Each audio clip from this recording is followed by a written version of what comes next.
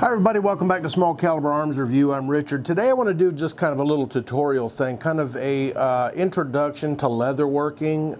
Probably a little late for that, but for a lot of people who are just getting started in it, there's basically 4 areas you need to concentrate on. And this is kind of going to be about some of the tools you may or may not want for doing your leatherworking.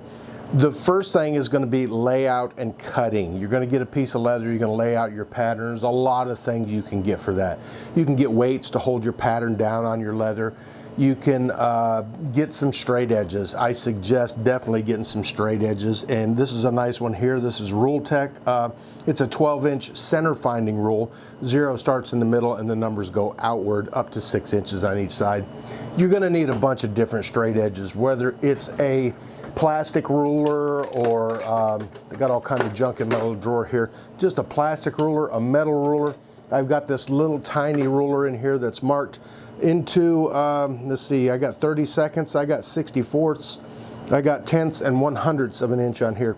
Not necessary to have that stuff, but you know, it can always help you with something. A good fine ballpoint pen is what I like to use. You can use pencil too. You really don't want to erase on leather. It can mess up the surface of it a little bit. The fine ballpoint pen I use to trace out some of my patterns, especially the ones I've made on heavier paper. And I'm going to cut right on that line, so it doesn't matter. I should not be leaving any inking behind there. But as far as cutting tools themselves, this is what is known as a round knife, and these things are wicked. That is a very, very sharp blade. This is the Al Stolman brand here. I got this one from Tandy Leather a couple years ago, and you almost never see me use this in my videos because I just don't like it. Now, it is convenient if you're doing long straight cuts. You can roll the blade along like that. If you're doing some more intricate cuts, you can push it around there like that. You definitely, I would never suggest pulling this toward you. These things are extremely wicked. They are extremely sharp. And if you do get one of the things I might suggest that you make is a really good sheath for this thing, because this little plastic one that came on it is not that good of a choice. Good looking knife, nice handle on it and everything, real comfortable. I'm just not a fan of the round knife. A lot of the old school people really are. This is probably my favorite tool right here. It's just a folding utility knife. You could use a fixed one, you know, one with the retractable blade on it. I do like this one because, for one thing, I can, if I can get this open, there we go, I can take these blades out. These are extremely inexpensive. I usually buy them in a pack of like 100 in a little dispenser. It's got a spot in the top. You can put your old blades and you can draw your new one out from the bottom. Very handy knives. I really like these. I can get a good grip on this thing and pull it. I can position my hand any way I want. The problem is, if you're going through thicker stuff, sometimes it's a little difficult to make sharp turns. And you can close it up and don't have to worry about cutting yourself. Another good cutting instrument to have is your average everyday X-Acto knife. Get the good ones, don't buy the cheap ones. X-Actos have been around forever, and you can get all different kind of blades with these things, and these really make it nice if you're doing some real fine curves and stuff. Another one for curves, and I've used this a couple times. I think I got this one from, I'm not sure, I got it from Weaver or Tandy or somebody, but it's a little hooked blade knife on there, and that one really goes around curves real nicely. I just don't use it that much. Like I said, my go-to is the utility knife. And don't ever discount a good pair of scissors. For thin leather, these are great. If you get a really good quality pair of scissors, you can do some heavier stuff too, but you definitely want to get some good scissors, good ones. And finally, these rotary cutters like this, I almost never use this on leather. It can be, the blades can be a little bit expensive. You can resharpen these things sometimes. It's kind of a pain, but these are another one that are dangerous. The blade will lock out. It's retracting as soon as you let go of the handle, then you don't have to worry about cutting yourself. But they are like the head knife. They're really wicked. And you can put the blade on either side of it, so you can, if you're right-handed, maybe you want to see your cutting line there. If you're left-handed, you can put it on the other side so you can see it there. Don't use these too much for leather work, but that is an option. All right, the next area I want to talk about is decorating or tooling your leather. If you've got a piece of leather and you're going to do any kind of tooling on it, if you're going to do borders, let's say, you want to get yourself a good pair of dividers maybe if you want to set up your border to go around the edge. Now this is a pretty big pair right here. I think these are, what are these, 8-inch? Yeah, about 8-inch dividers. If you're going to do an edge on something, maybe you want a nice consistent border around there, you can scribe your line on there. Sometimes I just use my my little border tool right here. This is a gouger. You can change that little bit out there and put an actual gouging tool where it removes a strand of leather out of there.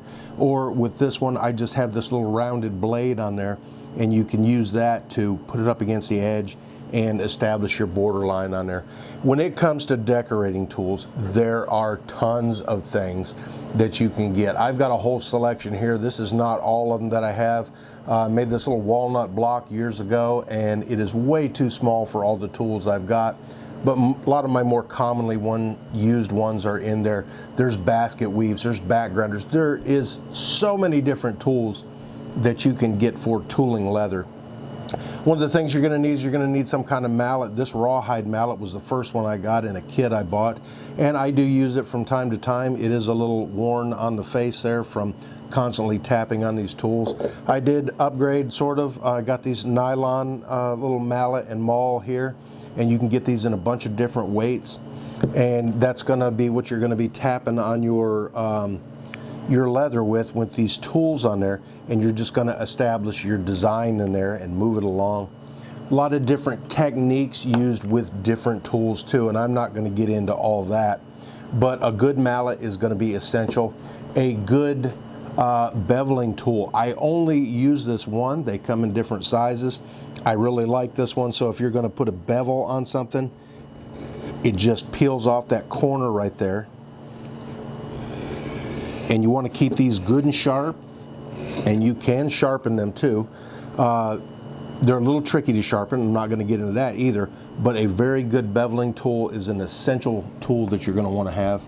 I have different awls and punches and everything. This one I actually have a sewing needle in there, but there's a bunch of different bits you can put in there, diamond shape, rounds, all kind of stuff. It's just ungodly the amount of different tools there are for decorating leather. There's veiners, there's geographic tools, there's camouflage tools. Like I said, there are tons and tons and tons.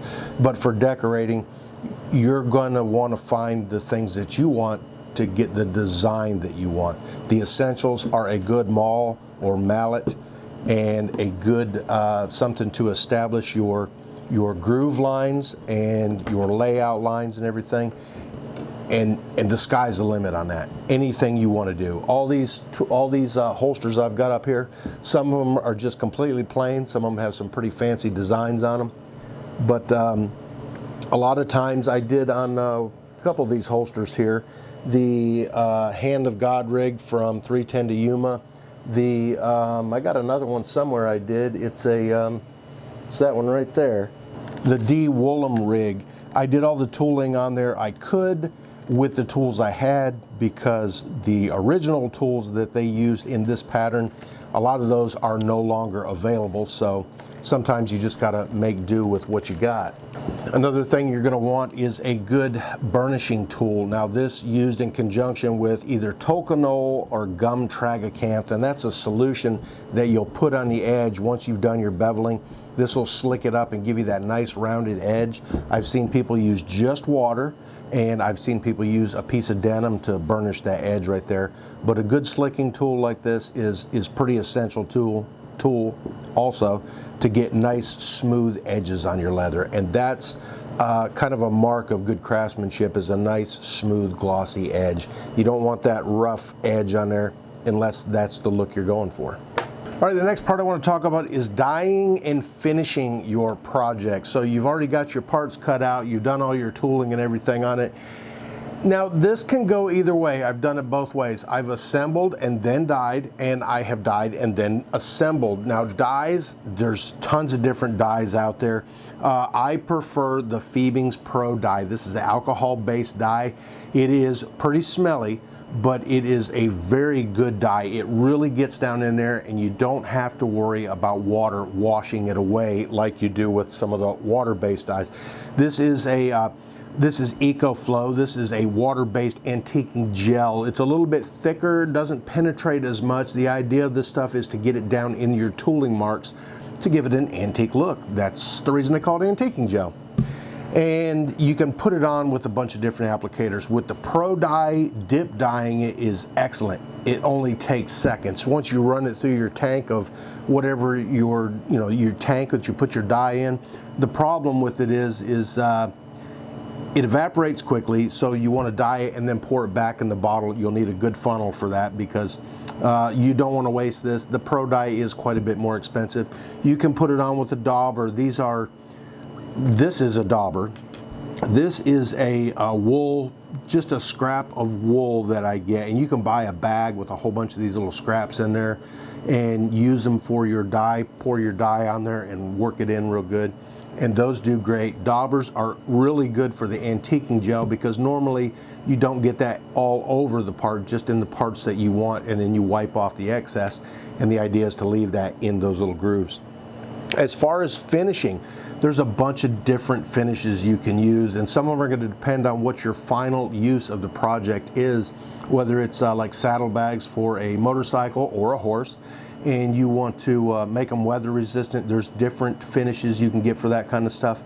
Most of the stuff I do is holsters, so they're not really out in the weather that much, at least not the ones I make anyways. I have finished them with just plain old extra virgin olive oil. This stuff right here, this is another, I don't want to sound like a thieving salesman, but they make a lot of leather products, a lot of products for use on leather. This Phoebing's Leather Balm with Atom Wax is great stuff. You can buff it to a pretty high gloss, not super high gloss, but this stuff is really good. I really like it. And like I said, there are tons of different things you can use, but no matter what, get you some kind of wool patch, some kind of cloth, and read your instructions, because some will tell you use this for application, use that. But daubers and wool patches and a pair of good, I prefer the not the latex gloves, but the other ones. What are they? Good set of nitrile rubber gloves, because this stuff will stain your hands. Leather is animal skins, and you still have skin on your hands, so you want to protect that. Otherwise it can take a long time for that dye to wear off. One of the things I was advised on later, these are all black. I bought the black gloves. I don't know, I just thought they looked a little cooler, I guess, a little more hip. But when you're working with black dye, you can't see when you've got black dye on the gloves, and you might go rub your nose or something, and if you can't see it, you don't know it's there. So get you some gloves, the nitrile gloves in a contrasting color for the dye you're using, and it can make things a little bit easier.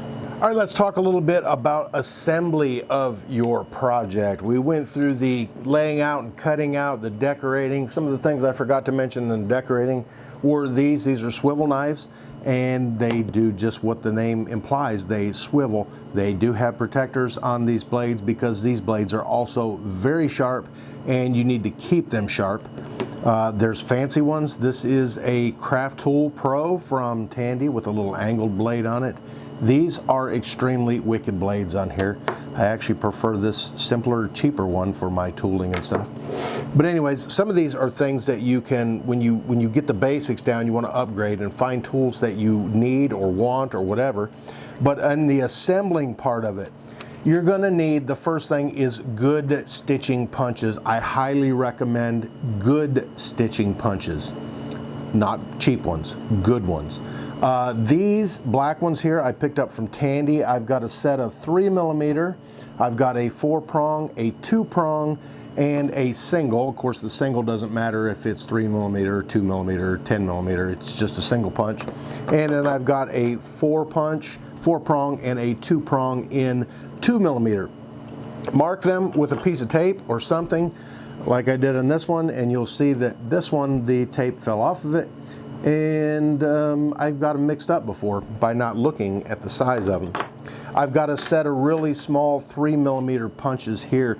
These are Weaver, and the reason I say to get a good set of punches is because I had a cheap set of these, and I did a whole shirt, and yes, I hand stitched all of it, hand punched all the holes in it, and I destroyed that other set of punches, and I didn't use them any differently than any of the other ones. But the Weaver ones here, I bought this set of 3mm, and I've got that's a 6-hole, a 4-hole, and a 2-hole. They have been fantastic. They're small, they're polished and plated, they're hard to hold on to, but they are great. So that's what you're going to need to punch holes. Then you're going to want to sew something together. Get you a good set of harness needles. These come in a pack of, I don't know, 10, I think it was, something like that. And I've used the same ones for years. I keep them right over here, and they're good sturdy needles, not a super sharp point on there. You don't need a super sharp point. If you're pre-punching your holes like I do, you just push them right through the hole there. And another good thing you're going to need is a pair of squeaky pliers, and you're going to want to, a lot of times you're going to run one of these needles through and you can't quite grab it and pull it the rest of the way through. Grab that with your pliers pulled all the way through. These needles are bent up, they are nowhere near straight anymore, and they still work for me. These last you a long time. I've also got a little set of, I believe these are forceps, and I use these if I have to reach a needle down in somewhere sometimes and pull it through. So these are handy, pulling lace through different holes and stuff, because you can actually get it in through some of the bigger holes. If you're putting a hammer thong on a holster or something, maybe you need to reach in there and grab it and then pull it through the hole. I also have a lacing thong that I made many years ago, and the handle is made out of alternating pieces of walnut and leather kind of stacked together there. This one's made out of stainless. It's like a big needle with a really blunt point on it, and lots of coats of polyurethane on it. But this has been handy for many times when I put a hammer thong in. I run it through the hole, run the lacing through there, and pull it through. I can get a good grip on it and pull it out. You can buy these too. That's just a custom one that I made. There's all different kind of tools you're going to need for assembly. You don't necessarily need them. It depends on what you're doing. If you're going to be using copper rivets like this is a rivet and burr. You're going to need a rivet and burr setting tool, because these things take a lot of force to put together. This tool will hammer that burr down on there. So you put it through your leather, you put your tool on there, and you drive it through there, and it really wedges those together. And then you're going to need a good set of cutters to cut the end of that off and then peen at the end of it. And most of the time these have a little rounded dimple in the end to do that peening, to round off that part you just cut. If you're going to be doing stuff like these tubular rivets here, and these are really easy. I really like these because you can kind of snap them together and kind of make a temporary hold with them. They're pretty slick too.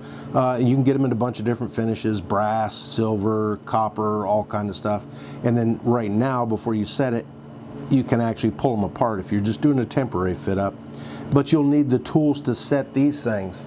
If you're going to do stuff like these spots with the prongs on them there, these are really handy. My holster up there, the Gates of Hell or the Flames of Hell rig also from 310 to Yuma. I did a lot of spots on there, and these spots, if you buy a set of these tools, and I think I got these from, like I said, it was Tandy or Weaver, one of the two, you can stick that spot down in there. That one doesn't fit right. Let's see if I can find one that does fit right for this one. And you're going to find them in 2-prong, you'll find them in 4-prong. I got the wrong size one there. And these are going to be size specific tool too. So this little sleeve right here, you put your spot down in there. Very hard to hold on to. And that sleeve will hold it in place and direct those prongs so that you don't damage them when you drive them into the leather. You'll need an anvil to go underneath it. So you'll put that through your leather, pound that down on there, and that anvil is dished so it'll direct those prongs inward on there and fold them over there. There's tons of different tools, and there's going to be a lot of different things you're going to want to do, especially the more you get into it. So base your tools on the project you're doing. If you want to try a new project, maybe you need to pick up a couple more tools, and that's perfectly okay, because it is a fun hobby, and don't get discouraged by things with it, because if you make a mistake, it's not the end of the world. You can redo it, or you know, just live with the mistake like it is, a little battle wound or something like that. Anyways, that's just kind of a basic tools you need to get a good start in leatherworking, and some of it is a little more, you know, the fancier stuff or the more specialized stuff. But the basics are your cutting tools, your decorating tooling, your dyeing stuff, which is all inexpensive stuff. These daubers and the little scraps of wool are extremely inexpensive, and like I said, some cases you might just take a rag and do it. Good pair of gloves. Spend the money and get good stitching punches. You'll thank me. Other than that, enjoy some leatherworking. It's a great hobby. Thanks for watching Small Caliber Arms Review. If you could, reach up here and check out some of my other videos, and hit the little round one down there to subscribe if you haven't already.